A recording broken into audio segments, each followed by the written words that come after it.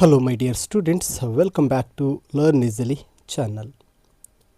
The Power of Music poem by Sukumar Roy.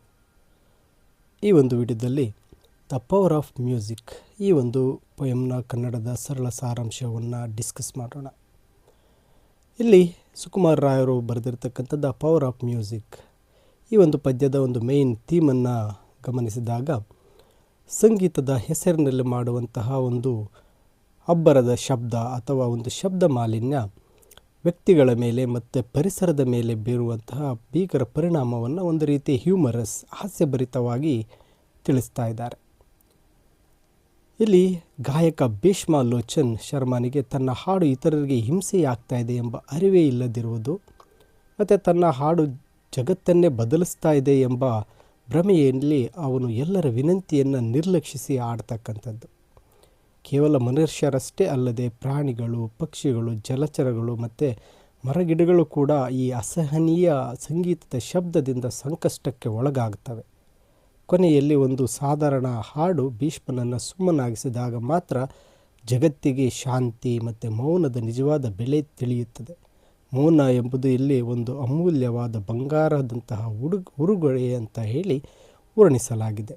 ಅಂದರೆ ಇಲ್ಲಿ ಪ್ರತಿಭೆ ಇಲ್ಲದೇ ಇದ್ದರೂ ಬಲವಂತವಾಗಿ ಹೇರಲ್ಪಡ್ತಕ್ಕಂತಹ ಒಂದು ಕಲೆ, ಸ್ಕಿಲ್, ಒಂದು ಪ್ರತಿಭೆ ಬಲವಂತವಾಗಿ ಮಾಡ್ತಕ್ಕಂತಹ ತಮ್ಮ ಕಲೆಯ ಒಂದು ಅನಾವರಣ ಅಥವಾ ಶಬ್ದ ಸಮಾಜಕ್ಕೆ ಹೇಗೆ ಒಂದು ರೀತಿ ಹಿಂಸೆಯಾಗಿದೆ ಎಂಬುದೇ ಈ ಒಂದು ಪದ್ಯದ ಮೇನ್ ಥೀಮ್ ಆಗಿರುತ್ತೆ. ಇಲ್ಲಿ ಸುಕುಮಾರ್ ರಾಯರವರು ಹೇಗೆ ದ ಪವರ್ ಆಫ್ ಮ್ಯೂಸಿಕ್ನಲ್ಲಿ ಭೀಷ್ಮಾಲೋಚನ್ ಶರ್ಮಾರವರ ಬಗ್ಗೆ ತಿಳಿಸಿದ್ದಾರೆ ಅಂತ ಕಲಿತಾ ಸಾಗೋಣ.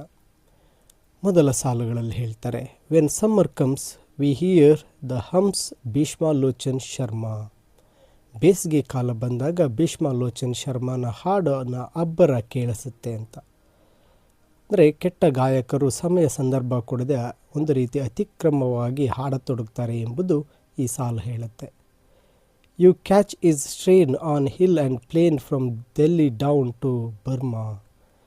ಅವನ ಕರ್ಕಶ ಧ್ವನಿ ಬೆಟ್ಟ ಗುಟ್ಟಗಳಿಂದ ಹಿಡಿದು ದೆಲ್ಲಿಯಿಂದ ಬರ್ಮಾದವರೆಗೂ ಹರಡಿರುತ್ತೆ. ಅಂದರೆ ಗದ್ದಲಕ್ಕೆ ಯಾವುದೇ ಗಡಿಗಳಿಲ್ಲ, ಅದು ಎಲ್ಲರಿಗೂ ತೊಂದರೆ ನೀಡುವಷ್ಟು ವ್ಯಾಪಕವಾಗಿರುತ್ತೆ ಅಂತ. He sings as though he's staked his life, he sings as though he's hell bent.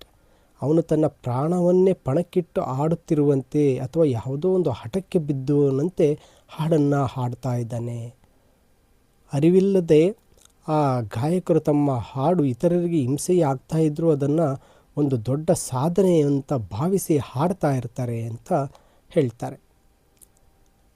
The people dazed retire amazed although they know it's well meant. ಜನರು ಆತನ ಹಾಡಿನಿಂದ ಕಂಗಾಲಾಗಿ ಆಶ್ಚರ್ಯಶಕ್ತರಾಗ್ತಾ ಇದ್ದಾರೆ. ಅವನ ಉದ್ದೇಶ ಒಳ್ಳೆಯದೇ ಇರಬಹುದು, ಆದರೆ ಅದು ಜನರಿಗೆ ತುಂಬ ಕಿರಿಕಿರಿಯನ್ನು ಉಂಟು ಮಾಡ್ತಾ ಇದೆ ಅಂತ. ಅಂದರೆ ಭೀಷ್ಮಾಲೋಚನರವರು ಹಾಡ್ತಾ ಇರ್ತಕ್ಕಂಥದ್ದು ಒಳ್ಳೆಯ ಉದ್ದೇಶವಿದ್ದರೂ ಸಹ ಪ್ರತಿಭೆ ಇಲ್ಲದಿದ್ದಾಗ ಮಾಡುವ ಕೆಲಸ ಇತರರಿಗೆ ಒಂದು ರೀತಿ ಹಿಂಸೆ, ಉಪದ್ರವವಾಗಿ ಕಾಣ್ತಾ ಇರುತ್ತೆ ಅಂತ ಹೇಳ್ತಾರೆ. ದೇವರ್ trampled in the panic rout or languish pale and sickly. ಜನರು ಆ ಭೀಷ್ಮಾಲೋಚನರವರ ಆ ಒಂದು ಹಾಡಿನ ಭಯದಿಂದ ಓಡಲಾರಂಭಿಸಿ ತುಳಿತಕ್ಕೆ ಒಳಗಾಗ್ತಾರೆ ಅಥವಾ ಅಸ್ವಸ್ಥರಾದಂತೆ ಕಾಣ್ತಾ ಇದ್ದಾರೆ ಅಂತ. ಅತಿಯಾದ ಗದ್ದಲ ಮನುಷ್ಯನ ದೈಹಿಕ ಮತ್ತು ಮಾನಸಿಕ ಆರೋಗ್ಯದ ಮೇಲೆ ಒಂದು ಕೆಟ್ಟ ಪರಿಣಾಮ ಬೀರುತ್ತೆ ಅಂತ ಹೇಳ್ತಾರೆ. And plead my friend we were never our end, oh stop your singing quickly. ಆ ಜನರು ಹೇಳ್ತಾ ಇದ್ದಾರೆ, ನಮ್ಮ ಅಂತ್ಯ ಹತ್ತಿರ ಬಂದಿದೆ, ದಯವಿಟ್ಟು ಹಾಡುವುದನ್ನು ನಿಲ್ಲಿಸು ಅಂತ ಇಲ್ಲಿ ಜನರು ಬೇಡಿಕೊಳ್ತಾ ಇದ್ದಾರೆ. ಎಷ್ಟೇ ವಿನಂತಿಸಿದರೂ ಆತ್ಮವಿಶ್ವಾಸ ಹೆಚ್ಚಿರುವ ಕೆಟ್ಟ ಗಾಯಕರು ಜನರ ಸಂಕಷ್ಟವನ್ನು ಅರ್ಥ ಮಾಡಿಕೊಳ್ಳೋದಿಲ್ಲ ಅಂತಕ್ಕಂಥದ್ದು ಈ ಸಾಲಿನಲ್ಲಿ ಅರ್ಥ ಮಾಡ್ಕೋಬೇಕು. The bullock carts are overturned and horses line the road side.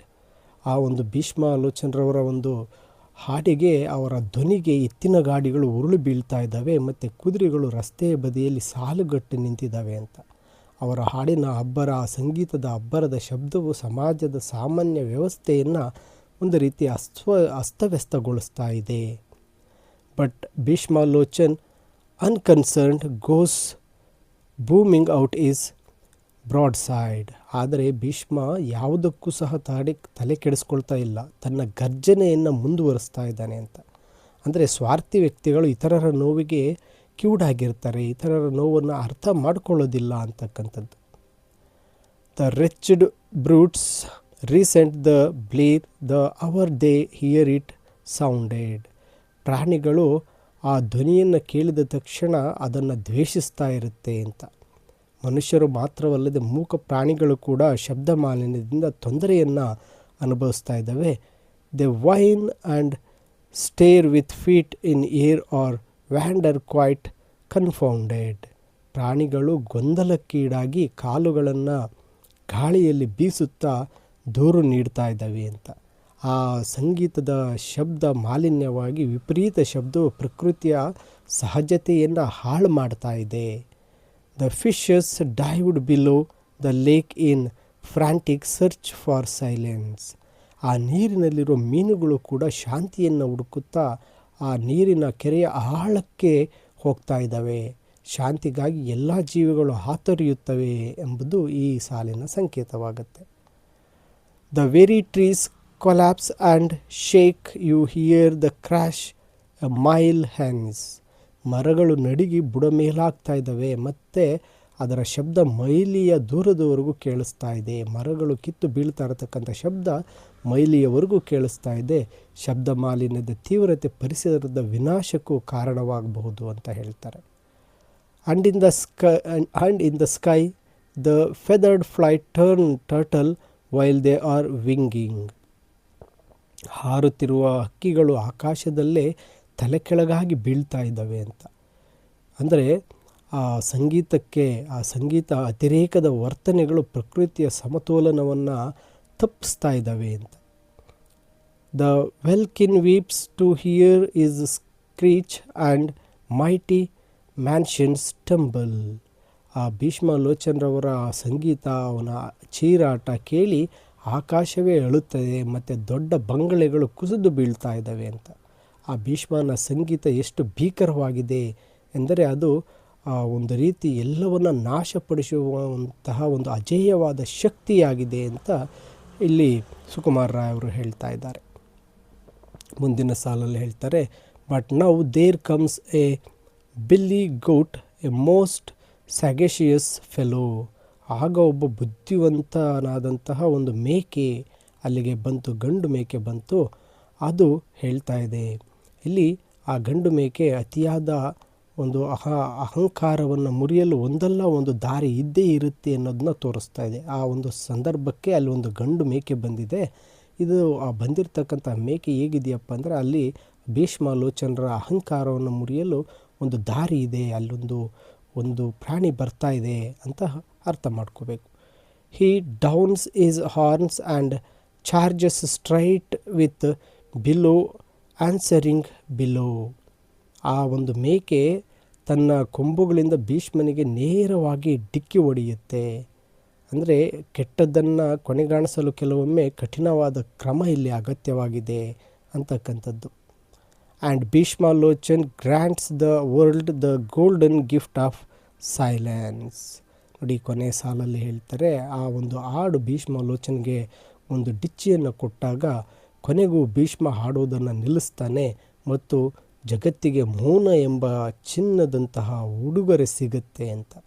ಅಬ್ಬರ ಮತ್ತು ಗದ್ದಲ ನಿಂತಾಗ ಮಾತ್ರ ನಮಗೆ ಶಾಂತಿಯ ನಿಜವಾದ ಬೆಲೆ ತಿಳಿಯುತ್ತೆ ಅಂತಕ್ಕಂಥದ್ದನ್ನು ಈ ಒಂದು ಕೊನೆಯ ಸಾಲಲ್ಲಿ ಹೇಳ್ತಾ ಇದ್ದಾರೆ. ಮೈ ಡಿಯರ್ ಸ್ಟೂಡೆಂಟ್ಸ್, ಇದು the power of music by Sukumar Roy ರವರ ಪದ್ಯದ ಕನ್ನಡದ ಸಾರಾಂಶ ಆಗಿದೆ. ಇಂಗ್ಲೀಷ್ ಸಮರಿಯ PDF ವಿಡಿಯೋದ ಡಿಸ್ಕ್ರಿಪ್ಷನ್ನಲ್ಲಿದೆ, ನೀವು ಡೌನ್ಲೋಡ್ ಮಾಡಿಕೊಳ್ಳಬಹುದು.